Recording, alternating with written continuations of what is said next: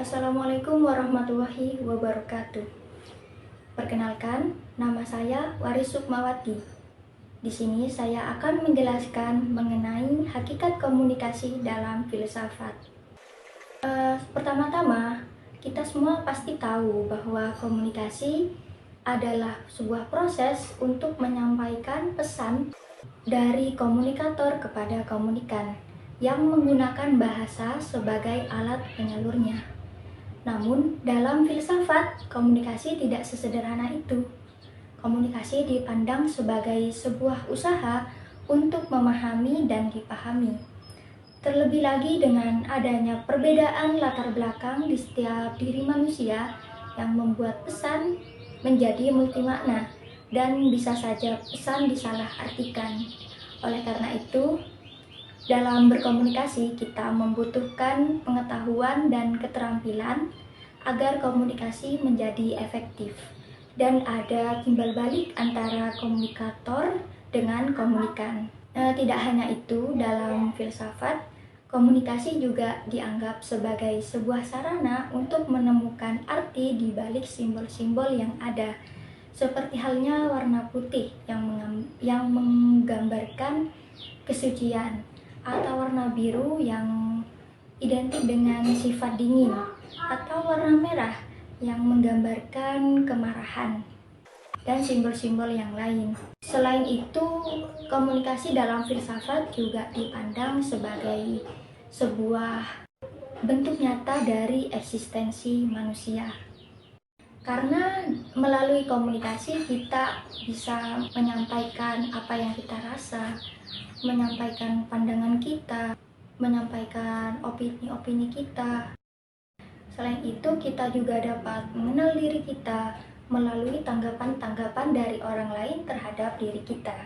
Tidak hanya itu, dalam filsafat, komunikasi juga dipandang secara etis.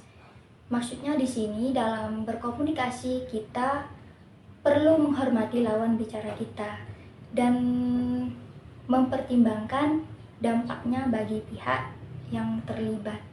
Tujuannya untuk menciptakan hubungan yang saling menghormati, saling menghargai, dan saling terbuka. Komunikasi etis juga menjadi kunci utama dalam menjamin harkat dan martabat manusia. Karena di sini dalam komunikasi etis, manusia tidak dipandang hanya sebagai alat, melainkan sebagai pribadi yang bernilai. Itu saja penjelasan dari saya mengenai hakikat komunikasi dalam filsafat. Yang kedua, proses komunikasi. Menurut Catherine Millier, ada beberapa persamaan konseptualisasi tersebut. Di antara lain, komunikasi dipahami sebagai sebuah proses. Artinya, komunikasi tidak hanya terjadi sekali saja, tetapi merupakan aktivitas yang berkelanjutan, kompleks, dan saling terhubung. Awalnya, memang komunikasi dianggap satu arah, misalnya saat seseorang berbicara, lalu selesai. Tapi kemudian pandangan ini berkembang. Harold Laxwell memperkenalkan konsep feedback atau umpan balik, yang menjelaskan bahwa komunikasi sebenarnya dua arah, karena penerima juga bisa merespon.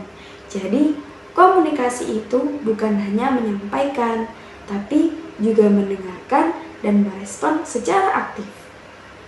Selanjutnya, komunikasi juga merupakan proses transaksional. Di sini, setiap orang yang terlibat dalam komunikasi saling mempengaruhi, bukan hanya soal isi pesan, tapi juga konteks ekspresi, intonasi, dan situasi saat komunikasi berlangsung. Dalam komunikasi transaksional, kita tidak hanya berbicara atau mendengar, tapi juga menyesuaikan diri, memahami lawan bicara, dan memberikan tanggapan secara terus-menerus. Komunikasi ini juga sangat dipengaruhi oleh faktor seperti budaya, lingkungan sekitar, latar belakang sosial, dan pengalaman pribadi. Yang terakhir, komunikasi adalah sebuah proses simbolik. Artinya, kita menggunakan simbol-simbol baik verbal maupun non-verbal untuk menyampaikan pesan. Simbol verbal bisa berupa kata-kata, lisan, atau tulisan. Sementara simbol nonverbal bisa berupa gerakan tubuh, ekspresi wajah, atau nada suara. Nah, dalam hal ini, komunikasi dibagi menjadi dua bentuk. Yang pertama, komunikasi primer. Ini terjadi saat kita menyampaikan pesan secara langsung, menggunakan simbol nonverbal atau nonverbal. Yang kedua, yaitu komunikasi sekunder. Ini terjadi saat kita menggunakan media seperti surat kabar, telepon, televisi, bahkan media digital seperti media sosial. Komunikasi sekunder ini sangat memungkinkan kita untuk berinteraksi meski berada di tempat dan waktu yang berbeda. Dan saat ini, media sosial memungkinkan kita untuk berkomunikasi secara real time dengan orang yang jauh dari kita.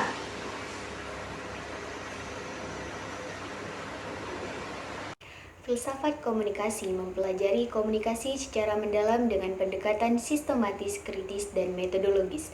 Ini mencakup berbagai bentuk komunikasi sosial, politik, bisnis, dan lain-lain, baik nonverbal ataupun verbal, dengan tujuan mengubah sikap atau perilaku melalui fungsi seperti memberi informasi, mendidik, atau mempengaruhi. Metafisika membahas hakikat manusia dan realitas. Aristoteles menekankan pengamatan indrawi, sedangkan Thomas Aquinas menekankan keseimbangan antara iman dan akal. Epistemologi mengkaji sumber dan batas pengetahuan yang terbatas dengan pengetahuan empiris atau sains rasional atau filsafat dan intuitif atau mistik. Aksiologi menekankan nilai-nilai dalam komunikasi seperti etika dan estetika agar pesan yang disampaikan secara benar dan dapat bermakna. Logika dapat membantu membentuk argumen rasional dari objektif untuk mencapai kebenaran dalam berkomunikasi. Untuk pembahasan selanjutnya yaitu sistematika berpikir komunikator. Seorang komunikator dalam sebuah komunikasi itu memerlukan pola berpikir yang sistematis dan terstruktur. Untuk apa? Untuk memudahkan isi pesan atau pesan itu disampaikan dengan lebih efektif dan mudah untuk tepat sasaran. Ada beberapa metode cara berpikir seorang komunikator itu secara sistematis. Yang pertama yaitu berpikir secara deduktif.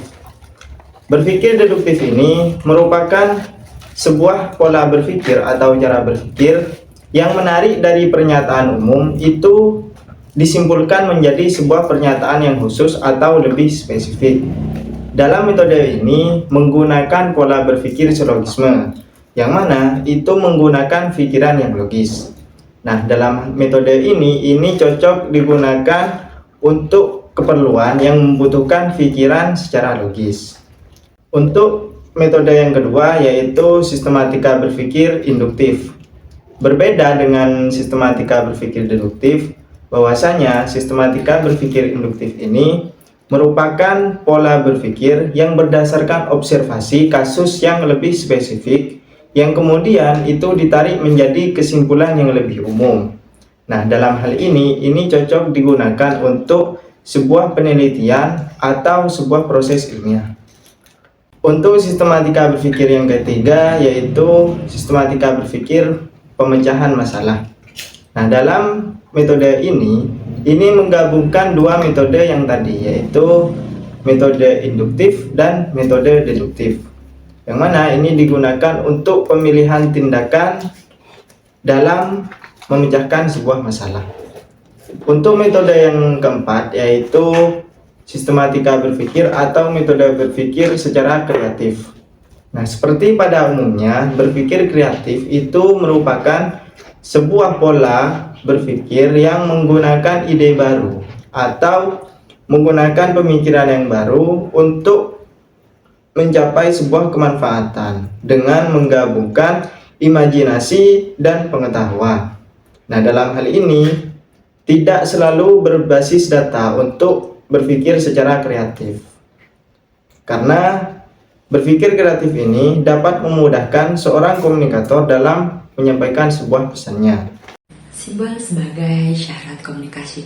Menurut Filippo, komunikasi melibatkan 3 elemen utama, yaitu pengirim isyarat, media, dan penerima isyarat. Pengirim isyarat adalah orang yang menyampaikan pesan menggunakan simbol seperti kata, gambar, angka, ataupun tindakan. Media mencakup berbagai saluran atau alat yang digunakan untuk menyampaikan simbol tersebut. Dan yang terakhir, penerima isyarat adalah orang yang menerima simbol dan menafsirkannya menjadi ide ataupun makna. Simbol adalah elemen penting dalam komunikasi. Jika pengirim dan penerimanya tidak memahami simbol dengan cara yang sama, maka pesan yang bisa kita cerna bakal salah kan? Jadi komunikasi efektif butuh memahami simbol yang sama. Simbol-simbol yang digunakan dalam komunikasi yaitu 1. Simbol komunikasi dengan kata-kata. Simbol utama adalah dalam komunikasi yaitu kata-kata. Jadi kata-kata itu dalam simbol bisa seperti kita mengucapkan dengan lisan maupun tulisan. Kata-kata bukan makna itu sendiri, tapi hanya mewakili ide ataupun benda. Komunikasi lancar jika simbolnya merujuk hal nyata seperti kursi. Tapi juga bisa bingung saat membahas hal abstrak seperti manajemen, karena tidak semua orang bisa memahami perbedaan itu. Bahasa juga bisa membingungkan jika satu kata punya banyak arti. Agar komunikasi berhasil, pengirim dan penerima harus sama-sama memahami arti simbol yang digunakan. Lalu yang kedua adalah simbol komunikasi dengan tindakan. Simbol komunikasi dengan tindakan juga menyampaikan pesan kadang lebih kuat daripada kata-kata. Masa sih kita lebih percaya kata-kata daripada tindakan? Kan tidak mungkin, tapi juga bisa orang mengartikannya seperti itu.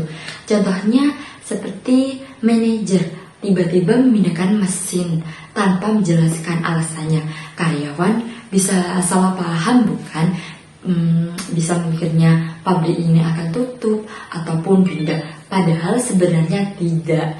Jadi manajer perlu menjelaskan tindakan dengan jelas supaya tidak muncul salah paham atau kecemasan dalam bawahannya gitu ya. Tindakan bisa menyampaikan pesan tanpa kata-kata, sering lebih kuat daripada ucapan. Karena itu penting harus berhati-hati dan menjelaskan bertindak agar tidak salah paham. Lalu yang ketiga, komunikasi dengan gambar. Komunikasi dengan gambar ini cara penyampaikannya lewat visual seperti gambar, grafik, poster, ataupun film. Dengan ini menyampaikan pesan lebih mudah dan lebih menarik bukan? Visual lebih cepat dan mudah dipahami dibandingkan teks panjang seperti teks-teks panjang pada berita itu. Kalau gambar kan lebih menarik gitu, cocok juga untuk menjelaskan informasi yang rumit. Lalu yang terakhir adalah komunikasi dengan angka. Simbol komunikasi dengan angka adalah cara menyampaikan informasi menggunakan data ataupun statistik. Angka sering dianggap paling akurat dan dipercaya karena terlihat objektif, tapi menyajikannya atau bahkan menipu tergantung cara menyajikannya. Karena itu angka harus digunakan dengan jujur dan jelas agar tidak menyesatkan orang yang menerima pesan itu sendiri. Assalamualaikum warahmatullahi wabarakatuh. Perkenalkan, nama saya Muhammad Banda Faizul Rizky dengan akhiran NIM 0021. Kita akan menjelaskan tentang cara berpikir dari filsafat komunikasi, kemampuan berpikir manusia. Manusia ini memiliki kemampuan berpikir yang memungkinkan mereka untuk mengembangkan pengetahuan dan memahami realitas. Bahasa yang memainkan peran penting dalam pengembangan pengetahuan dengan memungkinkan manusia untuk mengomunikasikan informasi dan menyampaikan jalannya pikiran. Manusia juga memiliki kemampuan berpikir logis yang memungkinkan mereka untuk mengorganisasi informasi dan pengetahuan dengan cara yang lebih terstruktur. Kemudian ada yang namanya intensitas berpikir. Intensitas berpikir ini mengacu pada kemampuan manusia untuk mencari makna dari realitas yang dialaminya dan mengembangkan pengetahuan. Kemudian tingkatan pemahaman, terdapat beberapa tingkatan pemahaman, yaitu wissen atau mengetahui, dan verstehen atau mengerti secara mendalam atau filosofis. Kemudian yang keenam adalah berpikir sensitif rasional. Berpikir sensitif rasional ini melibatkan pemahaman yang didasarkan pada pengalaman dan indera. Kemudian yang ketujuh adalah berpikir metarasional, melibatkan pemahaman yang lebih mendalam dan reflektif yang memungkinkan manusia terlihat realitas di luar indera fisik. Kemudian yaitu peran ilmu. Ilmu sebagai hasil dan penalaran manusia harus berlandasan prinsip moral dan nilai-nilai agama untuk memiliki makna yang benar-benar dan tidak kosong. Jadi ketika kita menerima ilmu atau menuntut ilmu, itu harus berlandaskan nilai-nilai moral atau nilai-nilai agama. Supaya apa? Supaya ilmu yang kita dapat itu benar-benar tidak kosong apa yang kita dapatkan. Kemudian pentingnya interpretasi. Interpretasi ini memainkan peran penting dalam menjembatani pesan yang terkandung dalam realitas dan menjadikannya lebih jelas. Kemudian yang terakhir adalah tanggung jawab komunikator. Komunikator memiliki tanggung jawab untuk memahami berbagai tingkatan pemahaman dan menyampaikan informasi dengan cara yang efektif dan bermakna. Jadi apa yang kita sampaikan itu harus ada landasan ilmunya, harus ada pertanggungjawaban apa yang kita sampaikan. Supaya apa yang menyampaikan informasi ini efektif dan juga bermakna. Sekian dan terima kasih. Audio Jungle.